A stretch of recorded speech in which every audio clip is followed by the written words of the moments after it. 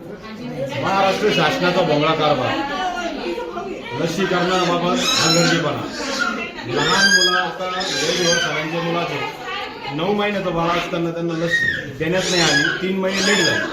मग हा शासनाचा गैरव्यवहार आहे. म्हणजे इथं शासनाचं सगळं लक्ष हे बाळांकडे नाही. आज जी आपली नवीन पिढी आहे तर यामध्ये नवीन पिढीला लस देणं हे काम हे शासनाचं आहे. तर हे शासनाने याच्यावर लक्ष देऊन काम करावे. आणि NS न्यूजसाठी सम्राट ताक, येवला, नाशिक जिल्हा, नाशिक.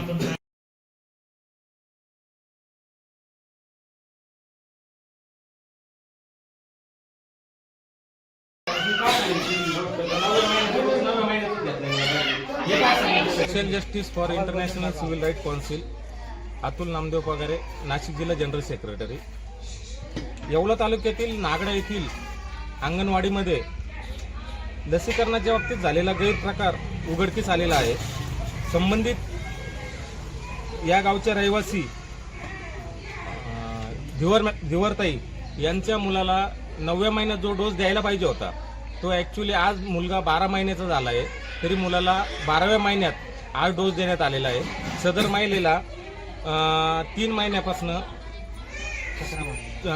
हे जे अधिकारी लोक आहेत सरकारी हॉस्पिटलचे, या लोकांनी यांना 3 महिन्यापासून लस अवेलेबल नाही, आमच्या हॉस्पिटलला लस अवेलेबल नाही असे कारणं देऊन, उडवडीची उत्तरं देऊन या महिलेस वेठीस धरलं व बाळाच्या आरोग्यास काही हानी होऊ शकते.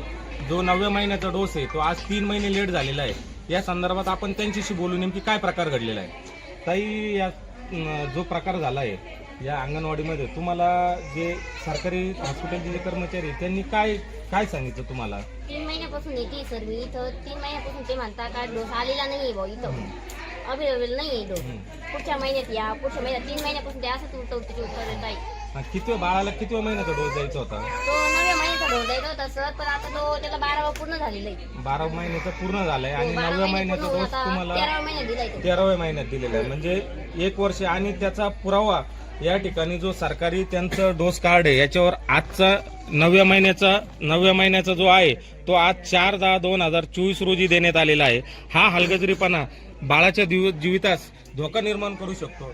या संदर्भात social justice for international civil राईटच्या वतीने मी सरकारला विनंती करतो की लसीकरणाच्या बाबतीत जो हा गैरप्रकार होतोय तर यासाठी आपण लवकरात लवकर काही ती योग्य ती कारवाई करून संबंधित जे कर्मचारी आहे यांच्यावर योग्य ती कारवाई करण्यात यावी.